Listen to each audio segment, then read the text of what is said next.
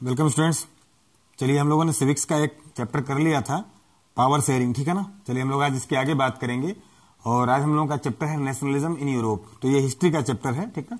CBSE board class 10th की बात हो रही है, ठीक है।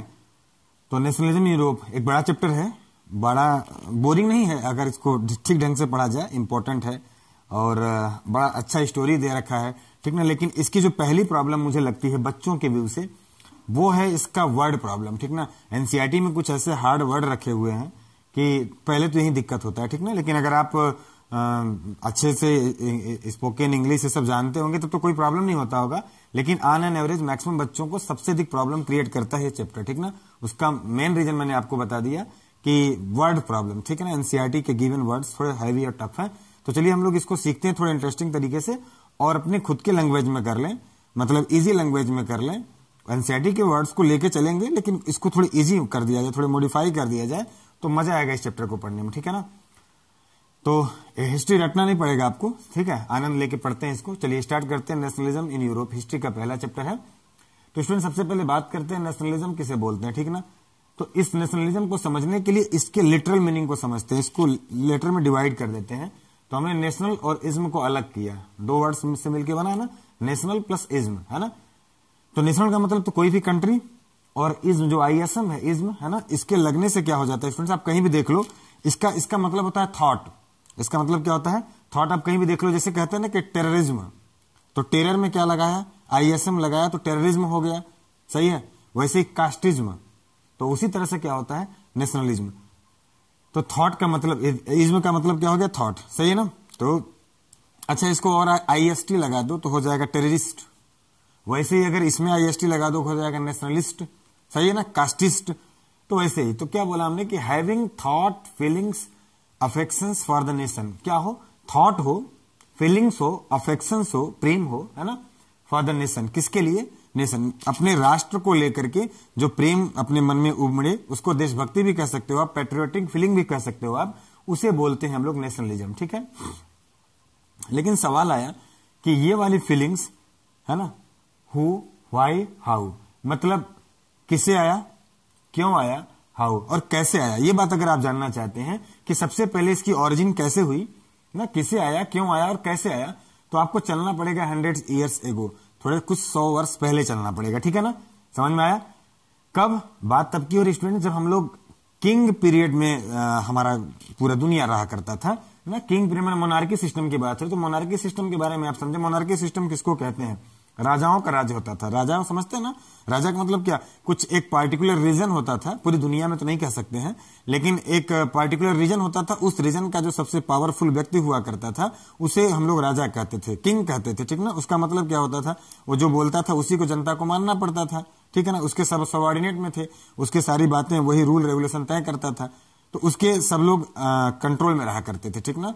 और वही उनके ऊपर जो चाहे वो करता था, ठीक है। तो उसे हम लोग किंग बोलते थे, ठीक ना। तो किंग थोड़े दो तरीके के मान के चलिए आप, है ना। अब टाइप्स ऑफ किंग बताना तो ठीक नहीं है ना, लेकिन समझिए आप कि किंग कितने दो तरीके के हुए, गुड और बैड, है ना।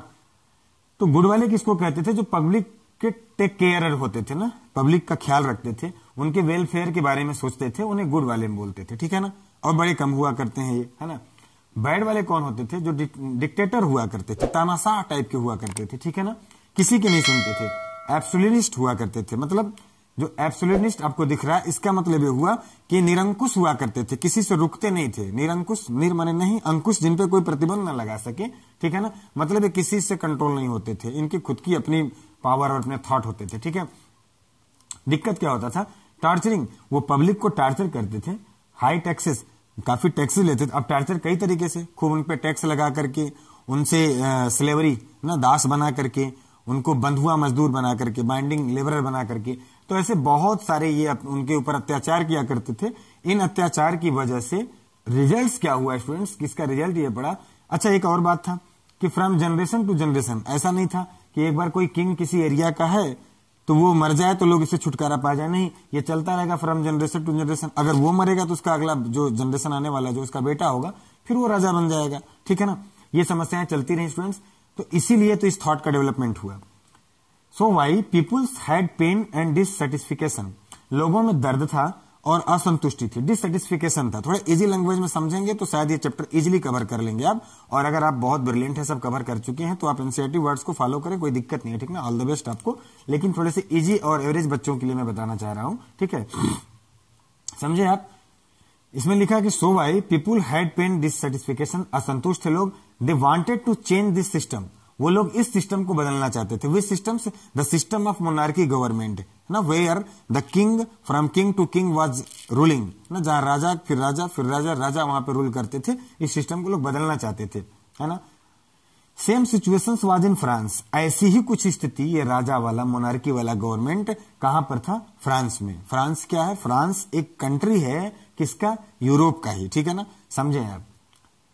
फ्रांस किंग, जो फ्रांस का राजा था वो कौन था? लुई 16, लुई 16वां, लुई 16 बोलते थे। देखो इस लुई 16 का मतलब समझे आप, मतलब ये पहला राजा नहीं था वहां का, इसके पहले उस सिस्टम उस चेन में कई राजा हुआ करते रहे होंगे, ठीक ना। ये दिख रहा है आपको, ये जो बुर्बो आपको दिखाई दे रहा है ना, बर्बो मोनार्क्स, इसका मतलब हुआ कि वहां की जैसे नहीं तो मुगल एम्पायर है ना, फिर उसके बाद कितने यहाँ पे बना हुआ ना कई डायनेस्टी जिसको कहते हैं, इसमें वंश चलता है, ठीक ना, लोधी वंश, फिर मुगल वंश, ऐसे करके। तो ये कौन था? ये आपको जो बर्बो दिखाई दे रहा है मोनार्क्स, उसी बुर्बो मोनार्क्स का, उसी राजवंश का लुई 16 राजा था, लुई 16वां था। तो अब देखिए इससे हुआ क्या, तो हेडिंग है यहाँ पे कि राइज ऑफ नेशनलिज्म, ठीक है ना, राइज ऑफ नेशनलिज्म। कैसे नेशनलिज्म का राइज हुआ, समझे आप। पहली बात तो कॉज, ये देखें आप कि ये हुआ क्यों। देखो कौन और क्यों और कैसे का जवाब आपको धीरे धीरे मिल रहा है, ठीक ना। तो काज इसका रहा है एट्रोसिटी ऑफ किंग, राजा ने इतने अत्याचार करे कि उसका मेन कारण क्या रहा? इतने अत्याचार करे कि ये आया। प्लेस कहां पे हुआ? The very first rise of nationalism was in France. कहां पर हुआ? सबसे पहले फ्रांस में हुआ, जो कहां पर है? यूरोप में, ठीक है ना। और इसका फिर रिजल्ट क्या हुआ? Public protested and revolution held, लोगों ने इसका जम के विरोध करा और क्रांति भड़क गई, ठीक है ना। भाई देखिए समझिए बात को, कहीं किसी पर बहुत ज्यादा आप अति कर देंगे, उसको जब आप ओवर बिहेव करने लगेंगे, उसको जब टार्चर ज्यादा करने लगेंगे, तो फिर उसके सब्र का बाण टूटेगा, तो फिर वो क्रांति का रूप ले लेगा, ठीक है ना। डिक्टेटरशिप एबॉलिश्ड, और जो तानाशाही गवर्नमेंट था, इसका नतीजा हुआ कि वो खत्म हुआ आफ्टर अ ह्यूज वार, बहुत लंबी लड़ाई चली, ऐसा नहीं कि तुरंत हो गया भाई। अब शासक के खिलाफ एक शक्तिहीन न पावरलेस अगर पब्लिक को लड़ना होगा पावरफुल व्यक्ति से, तो दिक्कतें तो होंगी, ठीक ना। अच्छा इन्हें पावरलेस भी मत कहिए, क्योंकि पब्लिक से बड़ा कोई पावर नहीं होता, तभी तो इन्हें छोड़ना और हटना पड़ा। लेकिन फिर भी इतना आसान भी नहीं रहा होगा प्रोटेस्टर्स के लिए कि ये आसानी से मिल गया होगा, काफी कुछ सेक्रीफाइस किया होगा लोगों ने, ठीक ना। चलिए आगे चलते हैं।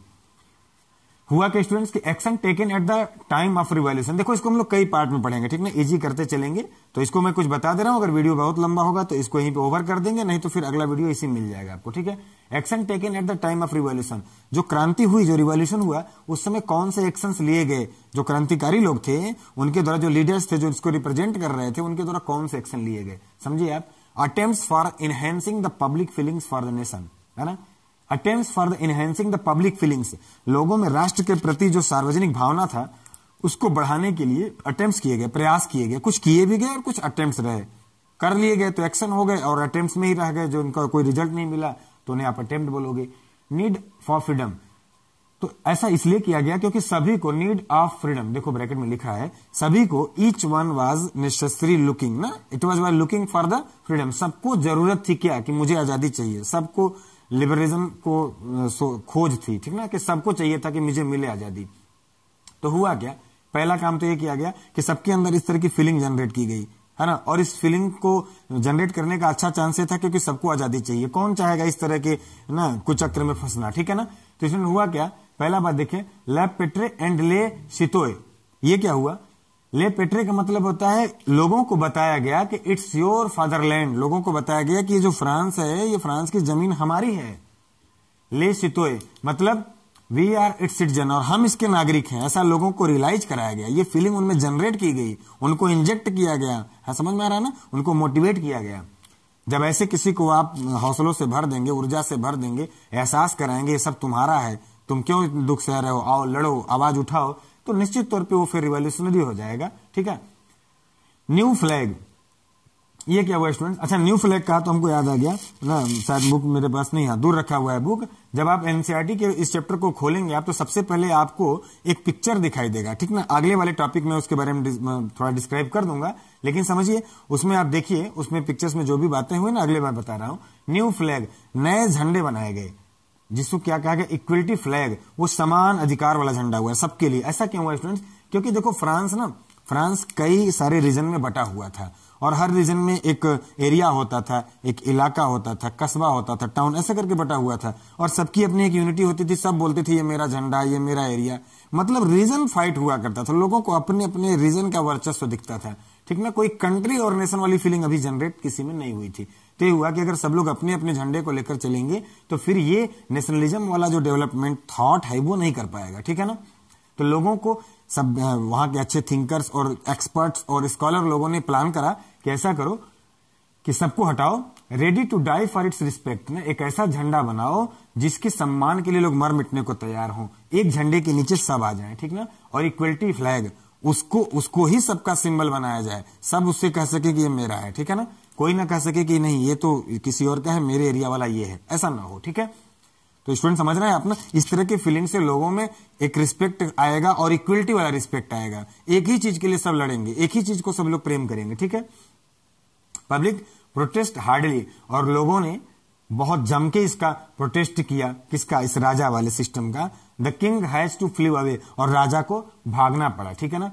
समझ में आ रहा है बात ना भाई? जम के विरोध हो जाएगा तो किसी भी राजा को भागना पड़ेगा, ठीक है ना, क्योंकि पब्लिक से ही तो राजा है वो।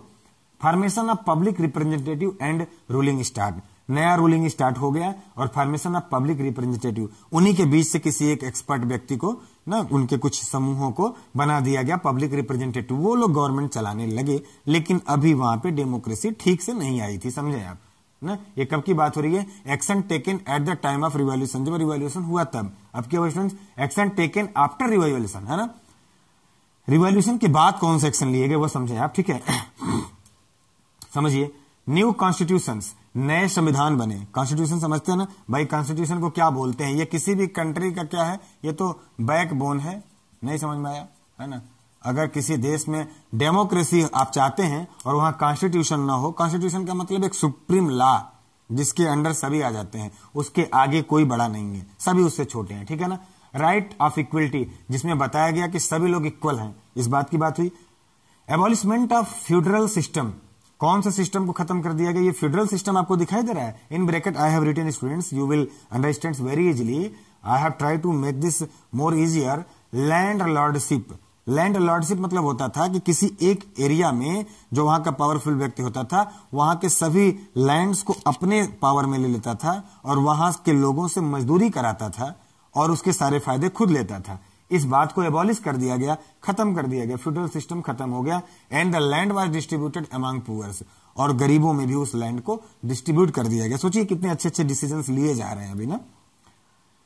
स्टेट जनरल, वहां पर एक स्टेट जनरल की व्यवस्था थी। ये क्या था? ये एक ऐसा मैनेजमेंट था जिसमें कुछ राजा के क्लोज लोग हुआ करते थे। समझ में आ रहा ना? ओवर, ये समाप्त कर दिया गया। ये लोग कौन थे? यसमैन, जी हजूरी करने वाले थे। राजा से क्लोज कैसे होंगे? राजा को कुछ ज्यादा टैक्स दिया करते थे, या राजा के साइकोफाइट, चमचा जिसको कहते हैं, राजा के हर बात में हाँ मिलाते थे। यसमैन हमने लिखा ना, यसमैन का मतलब राजा बोल दे जो वही, राजा बोल दे कि द काउ इज प्रेग्नेंट तो बोलते थे यस, बोले द ऑक्स इज प्रेग्नेंट बोले यस, है ना। ऐसे लोगों को यसमैन बोलते हैं, ठीक है ना। चाटुकार टाइप के लोग, चमचा टाइप के लोग, ठीक है। टाइप्स क्लोज टू किंग, ऐसे लोग राजा के नजदीक हुआ करते थे, बड़े क्लोज हुआ करते थे। समझ में आया? ये वाली व्यवस्था भी समाप्त हो गई। कब? रिवॉल्यूशन के बाद। न्यू असेंबलीज, नई असेंबली बनाई गई, ठीक है ना। इसमें क्या हुआ? इस असेंबली में, इसको नेशनल असेंबली भी कहा गया बाद में, ठीक है ना। Peoples who think for the welfare of public, इसमें वही लोगों को रखा गया जो जनता की भलाई के लिए सोचा करते थे, ठीक ना। Remove internal export and import tax, है ना। एक रीजन से दूसरे रीजन में जाने पर, एक एरिया से दूसरे एरिया में जाने पर जो टैक्सेस लगाए जाते थे राजा के द्वारा, क्योंकि वो नहीं चाहता था कि एक्सपेंडिशन हो लोगों का, वो समाप्त कर दिया गया, जिसको हम लोग कस्टम चार्ज कहते हैं, ठीक है, वो समाप्त हो गया। New pattern of measurement, equality of all, और नाप तोल का, मेजरमेंट का जो सिस्टम आया वो नया आया और सबके लिए इक्वलिटी ऑफ ऑल। मतलब नहीं समझे स्टूडेंट? जैसे हमारे यहाँ होता ना कि 1 किलो का बटखरा, बाट समझते हैं, कोई स्केल कोई तराजू, तो जैसे अपने यहाँ है ना कि अगर हमारे यहाँ 1 किलो का, अगर हमें कोई दुकानदार मुझे 1 किलो देगा तो उसी बाट से देगा। तो वो अगर मोदी साहब लेने आएंगे, कोई पीएम कोई सीएम लेने आएगा तो वो उसी बाट से देगा ना, कि उनको बड़े बाट से दे देगा, अलग बाट से दे देगा।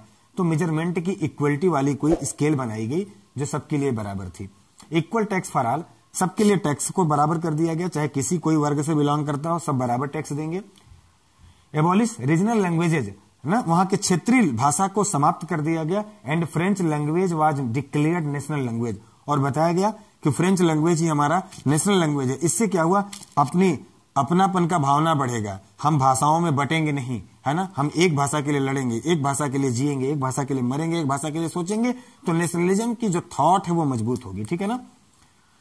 नीचे देखें स्टूडेंट्स कि a national anthem was made, एक राष्ट्रगान बनाया गया, विच वाज वेरी फायरी, जो बहुत फायरी था, बहुत पावरफुल था, जोशीला था, उसको सुन के आपके अंदर जोश आ जाएगा। समझ में आ रहा है ना, राष्ट्र भावना आपकी बढ़ जाएगी, ठीक है। इट वाज प्लेड, इसे बजाया जाता था, इसे चालू किया जाता था, इसे गाया जाता था। व्हेन सोल्जर्स वेंट फॉर वार, जब सैनिक युद्ध के लिए जाते थे तो इस गाने को सुन के उनके अंदर जोश आ जाता था, मर मिटने को तैयार हो जाते थे फॉर दियर नेशन, ठीक है ना।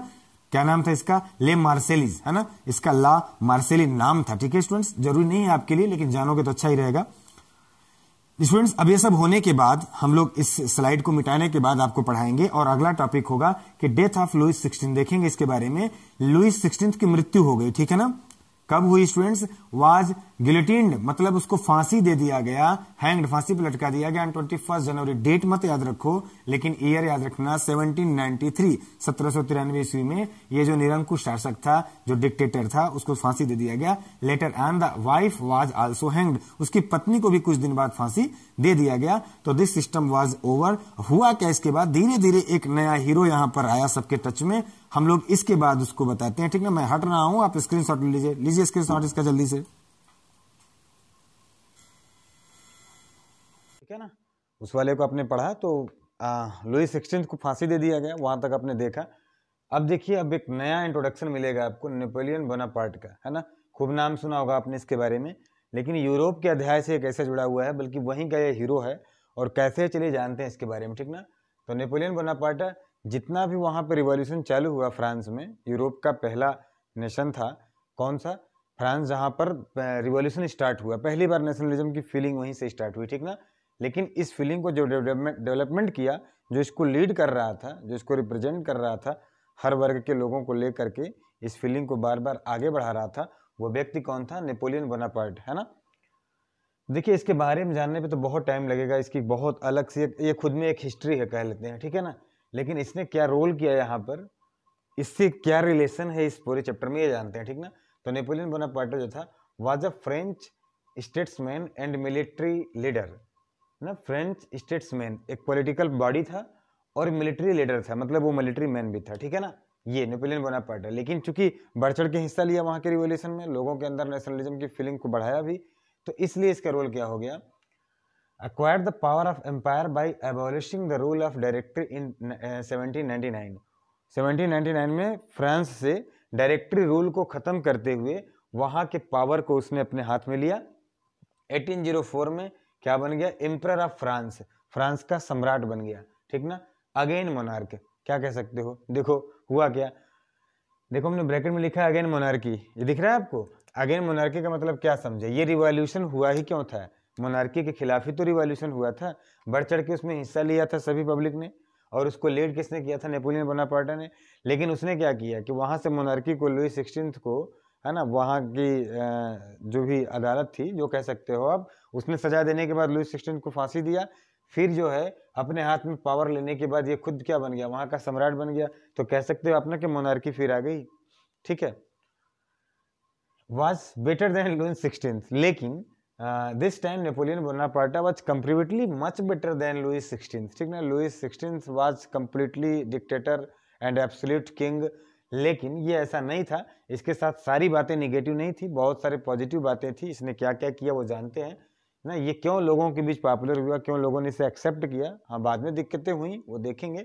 लेकिन देखो हुआ क्या कि he made a law in 1804, 1804 में उसने एक लॉ बनाया और उसका नाम क्या रखा, नेपोलियन कोड, या इसी को कहते हैं सिविल कोड ऑफ 1804। समझ में आ रहा है बात ना, सिविल कोड ऑफ 1904, है ना। क्या हुआ इसमें देखिए आप, और इसके लॉ ने कैसे नेशनलिज्म की फीलिंग्स में रोल किया वो देखिए आप।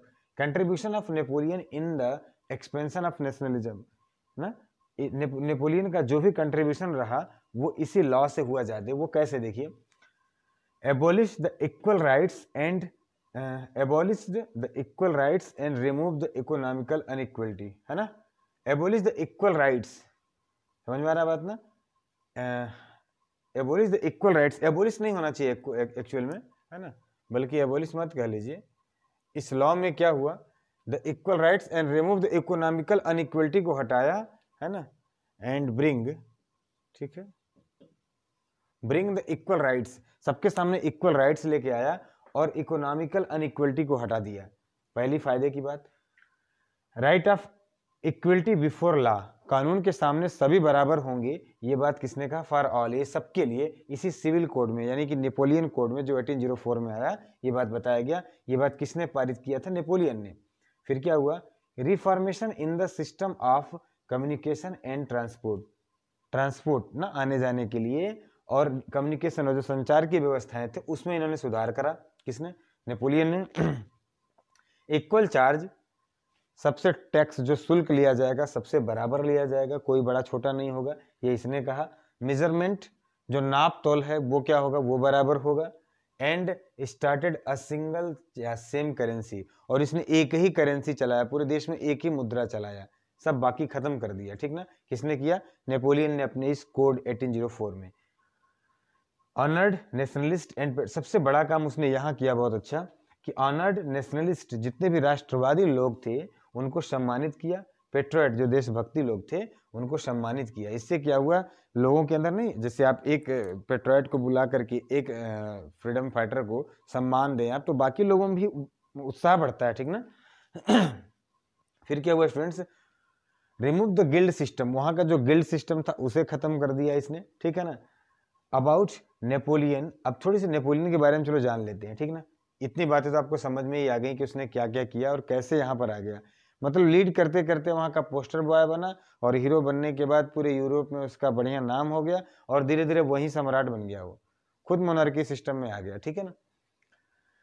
अबाउट नेपोलियन समझो आप, कि अटैक ऑन अदर कंट्री, अन्य देशों पर हमला करने के लिए, वेयर वाज मोनार्की सिस्टम, जहाँ पे मोनार्की गवर्नमेंट था, टू प्रोपोगेट नेशनलिज्म, वहाँ पर नेशनलिज्म फैलाने के लिए, in all the parts of Europe, Europe में ये सब काम करने के लिए उसने क्या किया, फॉट अगेंस्ट, वो लड़ बैठा किससे, ऑस्ट्रिया से, रूस से, इटली से, इंग्लैंड से, बड़े बड़े देशों से, इंग्लैंड से लड़ गया, ठीक है ना, पावरफुल कंट्री से लड़ गया, ठीक है ना। पूरे वो चाहता था कि, मतलब उसकी ऐसी फीलिंग थी कि अगर फ्रांस में नेशनलिज्म हो गया और मोनार्की खत्म हो गया, यहाँ पर डेमोक्रेसी जैसा एक पब्लिक रिप्रेजेंटेशन हो गया, तो ऐसे पूरे यूरोप में हो सकता है। और धीरे धीरे ऐसा करते करते करते वो यूरोप के काफ़ी पार्ट्स पर ऐसा किया भी, ठीक है ना। तो उसके पूरे यूरोप पे एक असर दिखने लगा, लगभग लगभग सारे यूरोप पे, है ना। तो वो अदर्स कंट्री पर भी ऐसा करने लगा, ऐसा सोचने लगा कि मैं वहाँ भी हमला करूँ और वहाँ पर भी नेशनलिज्म की फीलिंग को करूँ और अपने कब्जे में ले लूँ, ठीक है ना। Webbed in the entire Europe, पूरे यूरोप में वेब्ड ना, एकदम तहलका मच गया, हलचल सा मच गया। And almost covered all the Europe, और लगभग लगभग उसने पूरे यूरोप को अपने कब्जे में ले ही लिया। समझ में आ रहा है बात में, किसने, नेपोलियन ने। No space for impossible word in his dictionary, ऐसा कहा जाता है। देखो उसको इस बात का डर नहीं था, अगर वो ये सोचता कि मैं एक मिलिट्री मैन हूँ, मेरे को राजा से कैसे लड़ना पॉसिबल होगा, तो न लड़ पाता। लेकिन उसने ऐसा नहीं सोचा, वो कुछ भी किसी भी काम को, क्या लिखा है कि no space for impossible word in his dictionary, उसके डिक्शनरी में असंभव शब्द के लिए कोई स्थान नहीं था, ठीक ना, कोई स्पेस नहीं था, क्योंकि वो कहीं नहीं डरा। देखो इस पूरे एम्पायर पर अपना कब्जा किया और उसके बाद इन बड़े बड़े देशों से भी वो लड़ा, ठीक है ना। हुआ क्या वो देखेंगे। हाँ, इसके साथ ये पॉजिटिव बातें रही कि उसने एक नए लॉ बनाए, उसमें सबको इक्वलिटी का राइट किया, ठीक है ना, कुछ चेंजेज किए, ट्रांसपोर्ट की फैसिलिटी को सही किया, कम्युनिकेशन की फैसिलिटी को सही किया, सब बढ़िया था, ठीक ना। ये कह सकते हो आप कि these are his positive points, ये उसके पॉजिटिव पॉइंट्स हैं, ठीक है ना स्टूडेंट्स, ये उसके पॉजिटिव पॉइंट्स हैं ये वाले, ठीक। But he has also some negative points, इसके कुछ नेगेटिव पॉइंट्स है, ये देखो आप। चलो जानते हैं, लेट्स नो, ठीक है ना, क्या नेगेटिव पॉइंट्स, एकदम कंप्लीटली अच्छा नहीं था वो, क्या दिक्कतें थी उसके साथ ये समझते हैं आप, ठीक ना। सब नेगेटिव टर्म्स उसके साथ क्या थे, कि इंक्रीजेज टैक्सेस, उसने टैक्स को बढ़ा दिया, अच्छा क्यों किया उसने? क्योंकि उसे अदर पार्ट्स पर भी, अदर कंट्रीज पर भी अटैक करना था, टू इन्वेज ओवर अदर कंट्री, अन्य देशों पर हमला करने के लिए उसने क्या किया? टैक्स बढ़ा दिया, क्योंकि टैक्स आएगा तो अपने रिसोर्सेज को बढ़ाएगा तो अन्य देशों पर अच्छे से हमला करेगा और जीतेगा, ठीक है।